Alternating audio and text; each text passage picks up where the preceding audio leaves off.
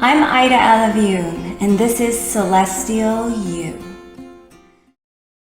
Welcome to Celestial You. Hey guys, thanks for joining me today. I am going to be talking about this super long Mars transit in the sign of Gemini. Now this started in August of this year, August 20th within the United States, and it is going to persist through the last week of March. So it's really important right now to understand how this energy is going to affect you because, man, it is going to persist. If you think that now in September you've experienced some energies that maybe were challenging for you, I have news for you. This is going to repeat itself. So do not avoid these energies, but instead you can listen to, I'm going to break it down by your rising sign so you can know exactly how this is going to affect you over the next 6 or so months. So it's a big deal. I've already started feeling it myself, and I'm going to try to describe to you what that energy feels like so you can kind of like put your finger on it. But a lot of you have noticed changes that occurred in the end of August. And it's really important to kind of think about how this might affect you and what you can do in the meantime to be more productive. Okay, let's get started. So first I want to go over just what is Gemini and possible manifestations of Mars and Gemini in general.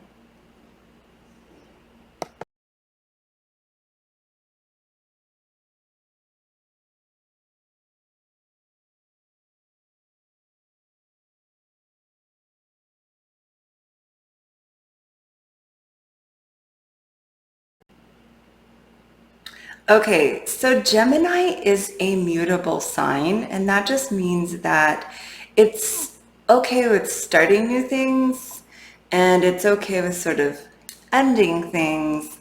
And sometimes it's just more flexible, it can go either way.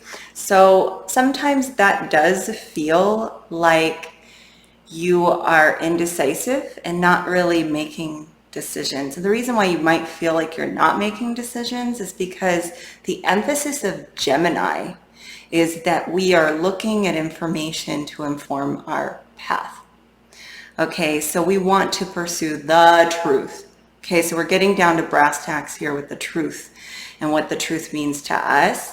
And so by collecting information about the different decisions you might be making over these next 6 months or so, you are really putting together changes that you will make in your life that support your particular understanding or truth.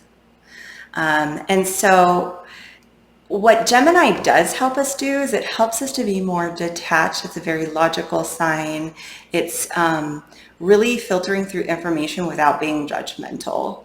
And so that's a really good aspect of Gemini. And it's really looking at what are the ways in which we can detach from outcomes and just weigh and measure all of the inputs in decision-making pieces of information, assimilating new pieces of information, gaining new skills, because Gemini is involved in gaining new skills, which will inform our path. And it's really not the sign of engaging in relationships. Now that's going to be different depending on your personal rising signs. We'll go over that. Some of these cases do incorporate relationships, but generally speaking, Gemini is agnostic of relationships. That's why they can be so free and so tend to not be hampered by relationships, because really they're more interested in thinking. Gemini is ruled by Mercury, and Mercury is the thinking planet, thinking and communicating, rather than necessarily weighing what the partnerships or the relationships are dealing with. So it's nice. It's a nice time to be detached from those. And even if you are dealing with relationships, it kind of gives you this nice, less judgmental way of backing things up and really looking at the facts and figuring out what your truth is. So those are really good things. Now when we add Mars, okay, so Mars is the planet of really wanting to initiate things. And it's a planet where we're really trying to go after what we want. And so the energy of Mars in Gemini, it's interesting. It feels like we want these things, but we're not exactly ready to make decisions on them. We're still gaining skills, we're gathering information, and really Mars is a very logical planet as well. So there's this sense of not being emotional. It's a sense of being more logical as you go through. And so in Vedic astrology, Mars is actually known as the Brahmacharya planet. So Mars does not have its own consort. And in Western astrology, they think of Mars as being the passion. So that can, and really desire. And it is the planet of desire, but unfortunately, it's the desire to have what you want. It's not necessarily the desire to bring in a partner. So a lot of this is Mars really wanting to connect to what's most true to them and not necessarily through others. So really it's an inner focus on your own skills and truth. And if you do end up bringing this to a relationship, because that's the house placements you have, it's going to be a lot more removed, and it's going to be a case in which you might desire someone, but you are not necessarily wanting to fully engage with them until you've figured out your own mind, so to speak. And that's the feeling of Mars and Gemini. Another thing is Mars and Gemini can be quite nerve-wracking because Mars wants to do things. And again, Gemini wants to analyze things. And so it's like, should I do this or should I keep studying this? Should I like move forward on this thing or should I do this other thing? And so there's like this kind of idea that you don't want to be hampered by decisions at the moment. And so is it like big decisions depending on where you are at in your house placements, which I'll go over? You may need to delay decisions until you have made up your mind and collected all of your information and figured out what's true and true to you and your sovereign ideas, because Mars is only concerned with self and self-assertion. So you can see here that it's not lending itself to creating partnerships most of the time. Although it does also represent passion. And so there might be a great passion for partnership, but there may not be a great means for partnership. So that's another thing about Mars. The other thing is Mars can cause disagreements, right? And Gemini is a very genial sign that typically doesn't get into disagreements, but you may find that the disagreements you do get into are a lot of like wordplay or like jumbled up words, because Gemini tends to blurt things out and like say a lot without saying things. And because Mars has this shoot from the hip mentality, you'll go through bursts of like maybe not saying anything and then bursts of saying a bunch of stuff. And it may not be great for communication. Oddly enough. And it does have this like frenetic type of energy where you want to do something, you can't do something, and you feel sort of stuck almost because it is a mutable sign, and mutable signs can keep people, yes, they're able to make changes, but then they don't always want to make those changes. They might feel kind of in between on things. This air energy, which is Gemini, it's an air sign, it does tend to have us changing our mind quite a bit, right? So there's this feeling of, I want to go in this direction, because Mars is there, but then you realize you've gone into the wrong direction, so you're pivoting. So you can change. This mutable aspect has you changing quite a bit. Unfortunately, you can go down the wrong road, or you may just be experiencing different experiences that then later on result in you going into a different direction. But I can almost bet you that that direction will not become clear or will not make progress until, springtime, really getting into March, where things kind of move on. And so, yes, you may be confronting these things, but it's almost like you're not going in a linear path, and you keep going back and forwards over things you've already pondered and repondering them. And to the extent that that gives you more clarity, it also can feel really frenetic. It can feel like you want to do things, which keep changing your mind. So again, I don't recommend expecting to make major decisions unless there's some other aspect in your chart that requires it. It may just be a good time to study things and reflect on different things, but not put a whole bunch of pressure on yourself to get things done. But it's just kind of feeling that pressure of wanting to get things done because Mars is there. So that's the frenetic sort of anxiety producing energy of Gemini. You're going to really want to take time to go take little short trips, get out, get about, maybe even in nature, things like that. And that's going to help ground you and offset some of this air energy. And you're going to get a lot out of chatting with people. You're probably going to want to initiate more conversations with people, but to the extent that those conversations yield a certain result, maybe not so much. So think of it as a big experiment for humanity. Okay, and so when the planet of passion and self-assertion, Mars, transits and retrogrades back over the sign of Gemini multiple times, it becomes a 6-month journey for all of humanity, and it has major ramifications. So the first pass, Mars is making its way over the sign of Gemini. By now, it's sort of made its way through almost. It's still going.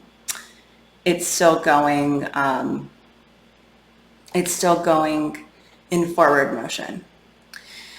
So during this time, from August until about when Mars starts to retrograde, so until the beginning of November, we're really confronting the ways in which we have ascribed beliefs and truths and failed to see the facts, because Gemini is about the facts. It's about organizing, chronicling, and itemizing those facts and that truth. And so we know we have to confront the evidence before us. And even if that is a meandering sort of circuitous fashion, that helps, that is really making us feel a little restless. And perhaps, not feeling like analysis paralysis in the head, with Jupiter being in 11th house from Mars, that is going to be a situation where Jupiter, which fuels Mars in the sign of Aries, is going to lend this energy of wanting to really assert yourself. Maybe a lot of fire energy going into the air here. Things may be said that are not necessarily diplomatic at times and are more said quickly or said overstated.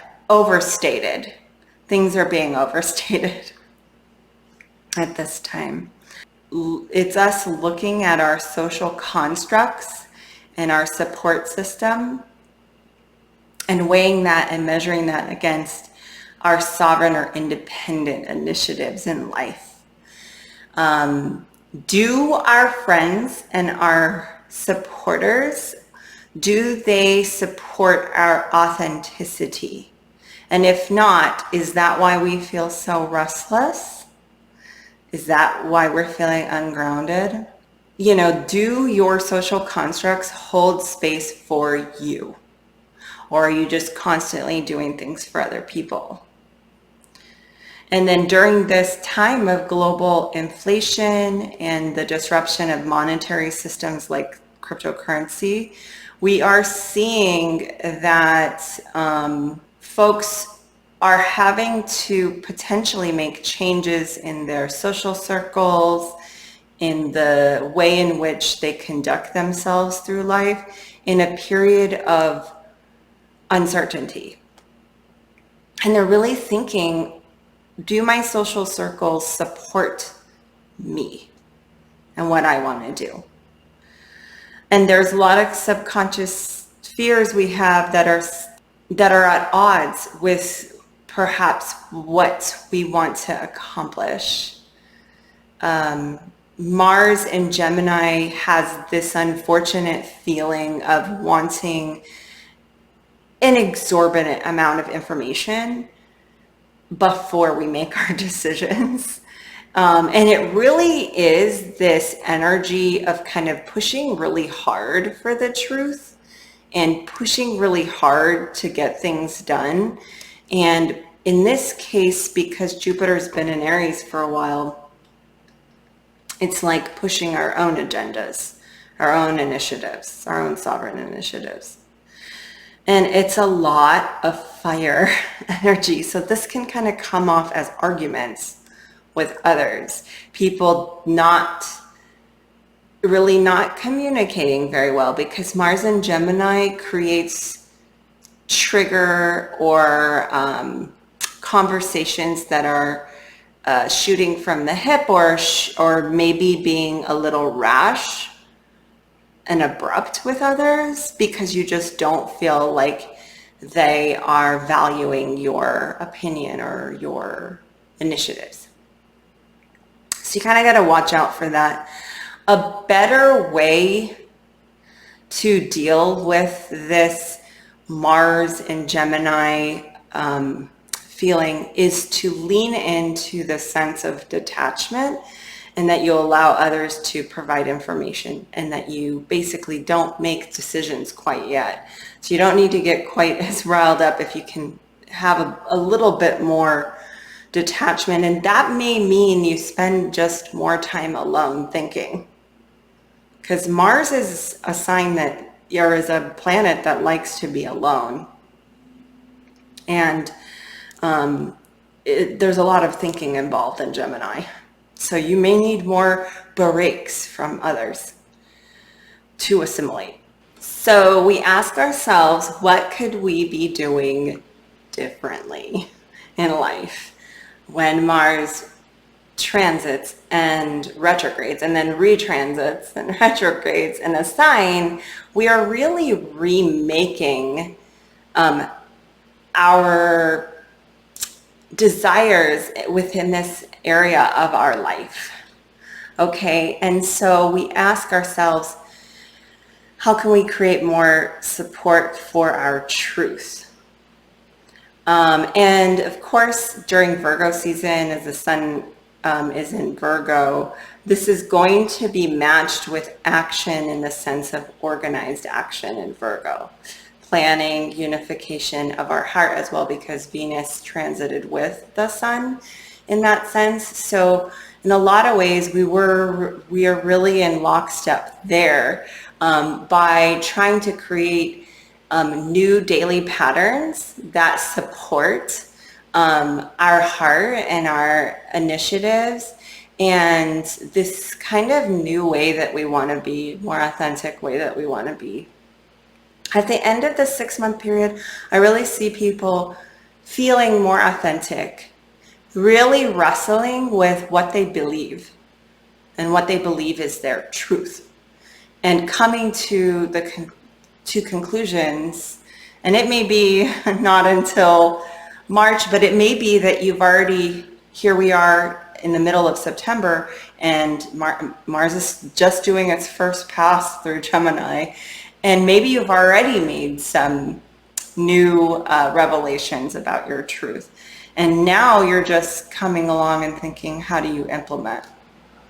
And Mars wants to do things right away, and you may not be able to implement this right away, but it's still important that you're going through this evolution of thinking at this point.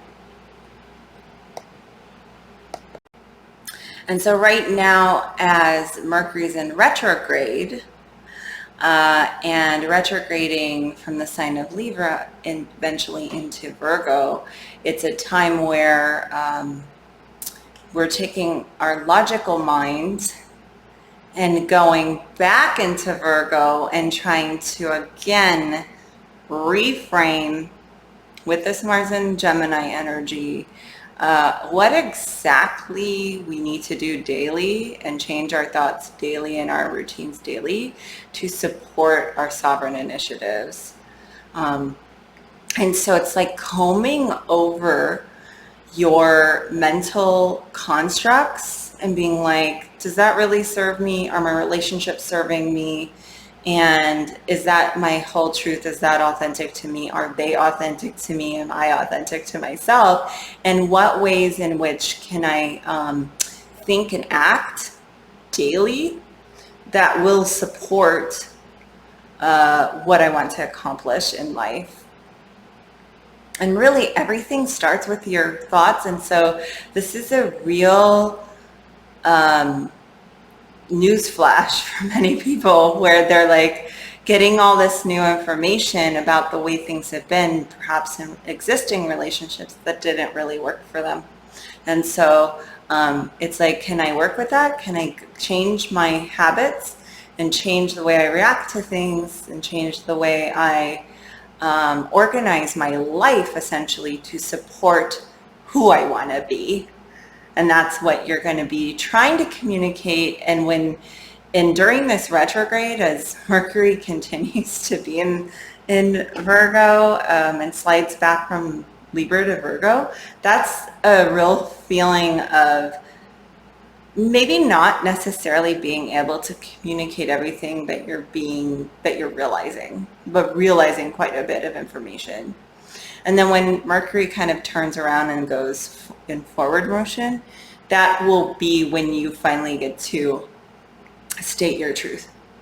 So it'll be really fun and interesting with the Mars energy behind it, because it may be not just stating your truth, but it may be like using a hammer. But it could have been this way. And I think too, when you look at the chart, the Jupiter being opposite Mercury when it's in Virgo is going to fuel a lot of that intense energy and kind of intensify those communications. So it should prove to, it may fuel conversations that needed to be had that hadn't been spoken about at that time. And they may be a little disruptive in the sense that you might have to break some eggs in order to bake a cake type of conversation. Okay, so expect this jumbled mess of communication, people stepping all over each other, trying to assert themselves, speaking too quickly, and maybe not thinking as clearly because they're still kind of going through the process of combing through their thoughts and picking and choosing the thoughts that are most authentic, and wondering if they should even go down that path. So it's a very confusing time, and you may see relationships get a little frenetic and more difficult to deal with during this time. But that retrograde ends on October 2nd, when Mercury starts to go back in forward motion from Virgo back into Libra. So there is a light at the end of this Mercury retrograde. But in the meantime, what I would say is maybe spend alone time thinking before you speak, if you can. Some of the thoughts are not fully baked. I have seen also, just from experience, so many people telling me that they're having technological problems right now in the retrograde. Expect that will straighten out pretty nicely when Mercury starts to pick up speed out of Virgo, because that will organize things. So there is a light at the end of this tunnel. I promise. In conclusion, Mars and Gemini, it's really people struggling with their comfort zone in many ways, because when Mars is in this sign of Gemini, the sign of experimentation and skill building, there's a lot of missteps that happen, and it can be nerve-wracking, and you can feel like your nerves are actually frayed a bit from tripping over yourself, tripping over your words, not being able to clearly enunciate or clearly convey whatever it is that you feel, but you're so passionate about it, and it's so on the forefront of what you want to say. You really want to make a point, because you're starting to discover what your truth is and what's authentic to you. Really can not tolerate. You're not going to be suffering fools as much in this time. People who've said things to you in the past and you've thought about it and it doesn't resonate with you, you're kind of at a moment where you're going to let them know that. And it's going to ruffle feathers. I really kind of want to call like Mars and Gemini ruffling the feathers, because that's how this energy feels. And if you've been feeling it already, it's kind of like, really making a shift and a change in your life, and discomfort in that. Okay, so then I think after you will see these issues that we are seeing play out in Mars in Gemini right now. You're going to see them resolve before Mars leaves Gemini in March. But that's such a long time, and so it sort of behooves you to get better at communication, at the skills you're trying to acquire, even though it's uncomfortable, because you will not have a way out of it. This is an area you have to confront in your life. I'm going to go over which areas for you. But especially after Mars trine Saturn, it's going to become clear the changes you need to make. So really looking at strategies to let go of things that don't serve you as a part of becoming a more authentic person. That's going to be going on during this long 6-month journey. So I'm going to go over next the effects through the houses, so that you can use your rising sign to discover what area of life this is going to affect you.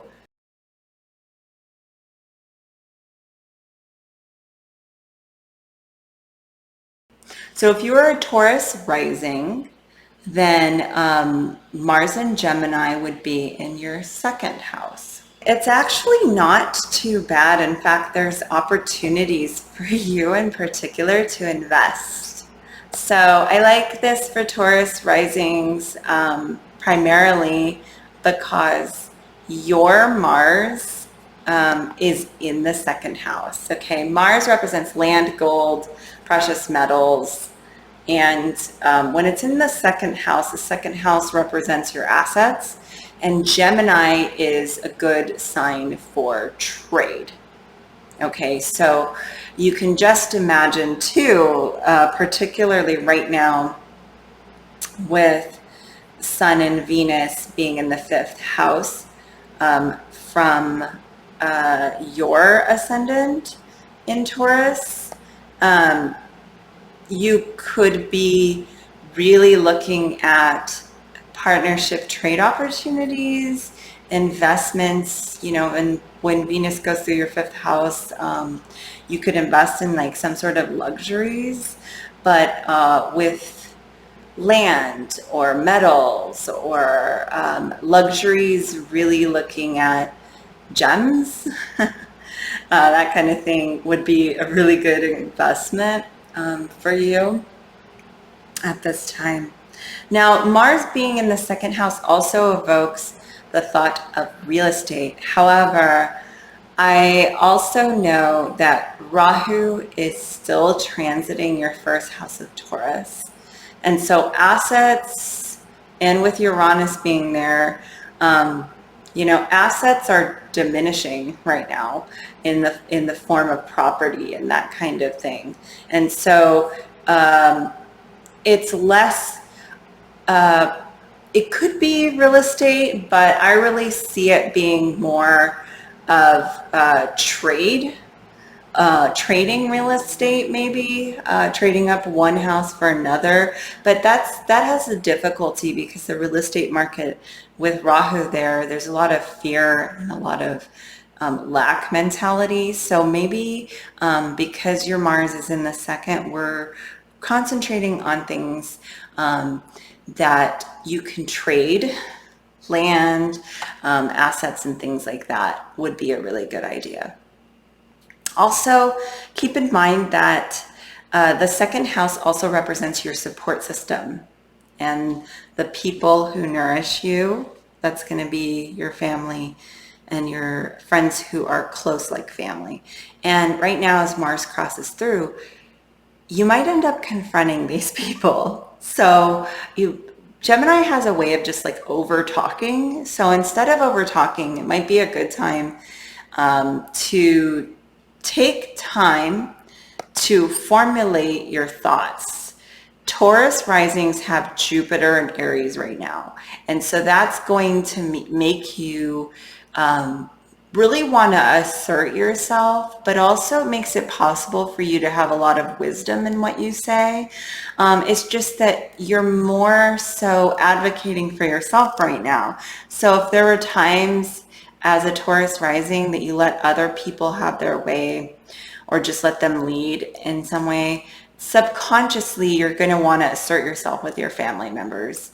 And it might be a really good time to take time out and meditate or create a spiritual practice so that you can not pop off at people or say things that you can't take back, because with Gemini, you can be quite loquacious, okay? So that's the only thing with this transit that I would watch out for. Okay, so thank you for joining me for Mars in Gemini through the signs. As a reminder, I just want to say that this transit will continue until October. So if you haven't had enough of Mars transiting your house of Gemini, just buckle up, Buttercup, because this is a strange energy. It is going to ultimately make you more authentic. And, in a world where we really rarely see truth or people standing up for truth, this is reshaping our ability to communicate our truth to people, to understand our truth, to work through it mentally, even though it's uncomfortable. So hang in there, and thank you for joining me at Celestial You. Make sure to hit the subscribe button, the like button, and share with your friends, especially if you know that they might be going through a difficult transit. Let's face it, this is going on for a very long time, and it could be quite challenging. If you want a personal reading, you can find me at www.thecelestialyou.com, and I'd be happy to help you work through your personal issues regarding this transit. So thank you very much, everybody, and take care. Bye.